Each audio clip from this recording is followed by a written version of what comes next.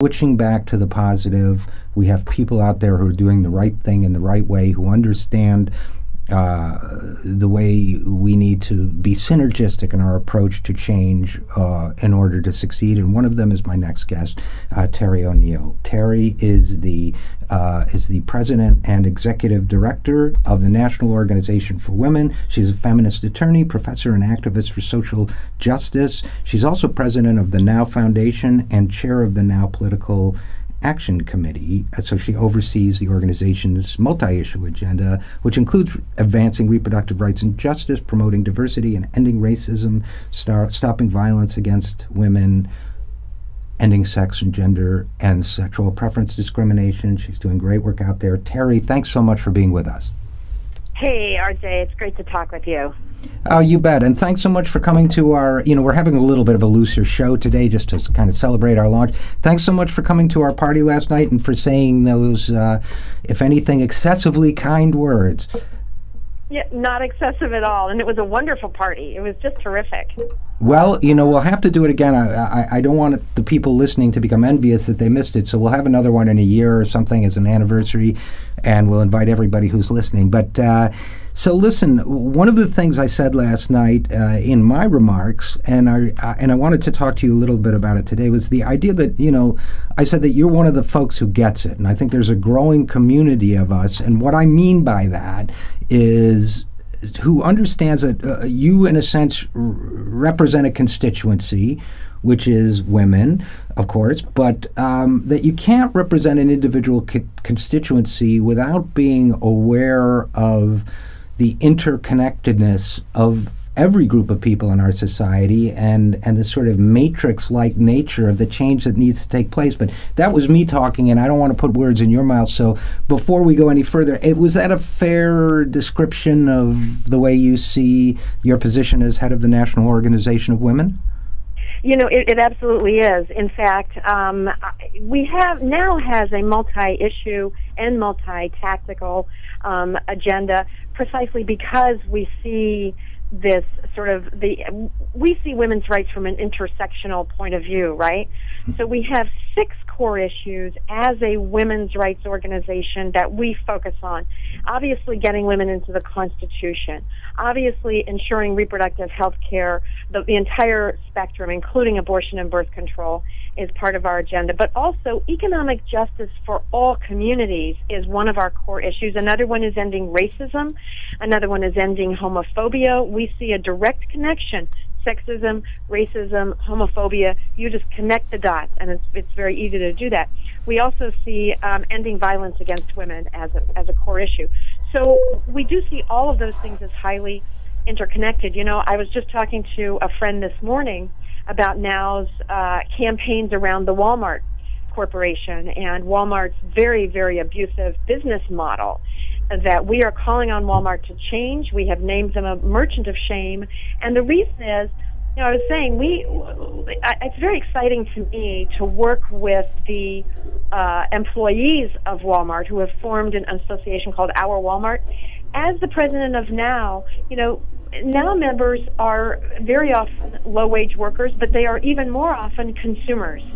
And they have the same interest in having fair workplace practices for the employees of Walmart as they have for their own workplaces. And so this is how we, sort of engage in multi-sector work. I think it's extremely important to approach it that way.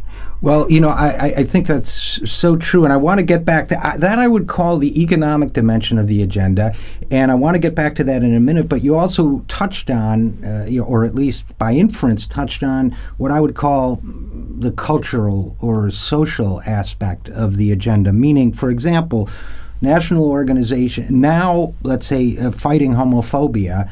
Well, homophobia in its male form, here's what I think might be behind that partially, besides a just overall sense of justice and right and wrong, but correct me if I'm wrong.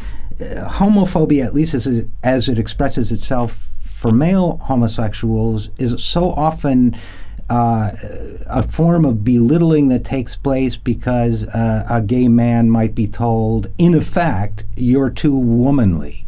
you're too womanlike. So in other words, I mean, even some of the words we could use, some of the vile words that are used as insults, basically will compare a gay man to a woman's genitalia, to whatever it might be. But the idea being that the most insulting thing you can say to a man because of his sexual preference is to associate him with a woman.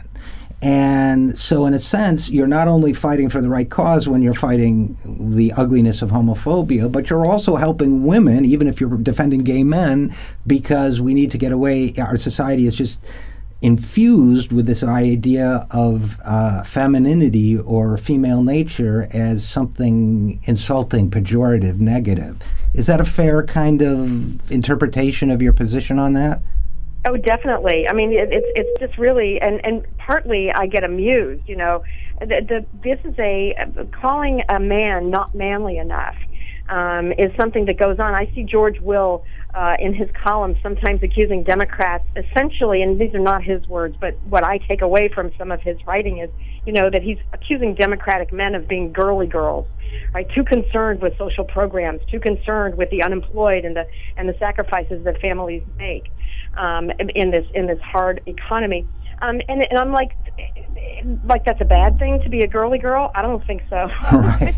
Well, and go ahead. I'm sorry. It's absolutely true that homophobia is part and parcel. There's of sexism, and I look at the rapes in the military. Senator Kirsten Gillibrand has done a wonderful job of lifting up the issue of sexual assault in the military. And although it disproportionately impacts women soldiers, the actual majority of victims of sexual assault in the military are men, and it's never a sex assault. It's an assault of violence and assertion of power, and there is very often a sort of an accusation on the victim that he's a girl, so I'm going to assault this guy. I mean, there's that whole sort of belittling a male victim of sexual assault by associating him with women and associating sexual assault with women. It's this very strange and yet powerful social way of being, I suppose. And you see that. Anyway. And you see that in prison rapes too among men, where actually the aggressor will initiate with great violence what would normally be characterized as a homosexual act, but will insist that he is not in any way homosexual, gay, womanly, because he is, taking on a share of the act that one might do with a woman. And so you get this whole twisted cultural, I mean, it's so deeply sick when you think about it in its most extreme form, but then you get this genteel form of it, which is the right-wing commentators who say Obama isn't manly enough. And by the way, there are women commentators who do the same thing, who suggest that he should be more like Vladimir Putin, for example, who is manly in their opinion because he goes around bare-chested, riding a horse and invading countries, which, by the way, we've done our share of, too, that somehow George Bush was more manly than Barack Obama because he invaded more countries at greater cost in human life. So one of the things that I think is important, and before we go to break for a minute and maybe get your thoughts on it too, is that these things, in my mind, they have roots and branches. And the roots, the ugly roots, are military rape, prison rape, so on. But the branches, the polite branches, and I'm not saying, I'm not morally equating a conservative commentator with a rapist, but I'm saying that there is a psychology that is hostile to women, that has roots and branches in this kind of conversation. Is that fair in your mind or unfair? Oh, I think it's absolutely fair. And in fact, one of the reasons why very early in its existence, and now it's been around since 1966, and very early on we took on lesbian rights as a core value, precisely because it also operates among women. So, for example, lesbians are stigmatized as not being feminine enough, right? They're not enough like women. And what we say in now is, lesbians are women, just like straight women are women, and we are all allies together. And we are all allies together is a subject I want to pick up again when we come back after this break. Terry O'Neill, President of National Organization for Women, please stick with us. We'll be right back after this. And we are back on We Act Radio with Terry O'Neill, President of the National Organization for Women. And by the way, it's important that people know, at least I think it is, Terry, that it's not the National Organization of Women, it's the National Organization for Women, which means that anybody and everybody can and should be a member, right? Absolutely. We have always had men in membership, and we've always had men in leadership of the organization. I think currently we have 2 men on our board of directors. Well, good. That's good to know. And you wrote a piece in the Huffington Post, or at least that's where I saw it, about 3 weeks ago. April 8th is Equal Pay Day. What is Equal Pay Day? Well, that's the day that women on average have to work till to make the same amount of money that a man on average made last year. Right? So I think it was April 8th this year, meaning that because there's a gender wage gap in this country, so women are paid on average 77 cents to the dollar paid to men. This is full-time, year-round workers. Now, this is this adjusted for job mix, or is this just based on every factor? This is based on every factor. So it's all women full-time, year-round, compared with all men full-time year-round. Now, if you look at African-American women full-time year-round, their pay, compared with white men full-time year-round, I think their Equal Pay Day is in May. I want to say it's May 18th. And Latinas, because of the gender wage gap for Latinas is so much higher, I think their Equal Pay Day is in June, like June 11th, something like that. So here we have a situation where, for a combination of factors, including difficulty getting equal pay for equal work, and the difficulty of getting equal work, and the gender discrepancies that amplify as you go up the salary chain and up the authority chain and so on, that those two factors together mean that a woman, in order to make as much for the year 2013, on average, as a man, would have to work until April 8th of 2014, at which point, of course, she's even further behind because she has to work in 2014, too. So you start you start adding the cumulative effect, and you've really got an extremely unjust system. Now, this gets to, and you used the word holistic in this piece, this gets to the holistic view, and what I mean by that is we have a sort of corporate overclass, for lack of a better term, that always tries to pit population groups against one another. So, for example, if you're talking about Social Security, they try to tell you it's greedy geezers versus the young or whatever. And in the case of wage discrimination, what they'll tell you is, in effect, the subliminal or not so subliminal message is, well, you know what? We could pay women more, or we could eliminate these wage inequities. We'll just pay you guys less. And so I think it's important for people to understand that that's not what this is about. That's not the way an economy works. But what are your thoughts on that? No, you're absolutely right. Although I will say this, that there was a certain point, I think in the about 5 or 10 years ago, it was the case that to the degree that gender gap was closing a little bit, it was because we were seeing lower wages in occupations that were heavily predominated by men. And that is not how we want to fix this gender gap. But the reality is that the gap itself is the product of 3 types of issues. One is flat-out wage discrimination. The women are simply paid less for doing exactly the same job as men. That's what happened to Lily Ledbetter, who was a manager at her plant in, I believe it was in Alabama. And she sued, and the Supreme Court came down with a horrific, terrible decision, and so we fought to create a new law, which we did. We fixed the Supreme Court's problem, and the Lilly Ledbetter Fair Pay Act was the first piece of legislation that President Obama signed. But that's only one part of the gender wage gap. Another part of it is that because women have obligations to do work that they don't get paid for, child care, elder care, managing the home, they have a harder time moving up the ranks in their job. So they may get sidelined because they have to take off too much time to take the kid to the doctor or to meet with the teachers or whatever. So that's another reason for the gender wage gap. Women drop out of the workforce or go part-time because of these family obligations. If employers had family-friendly policies, women would not be paying that price, right? So it's a problem of unfriendly policies at the corporate level that is also responsible for some gender wage gap. And the final part of the gender wage gap is women actually just dropping out of the wage force and not getting any income at all to engage in unpaid work in the home.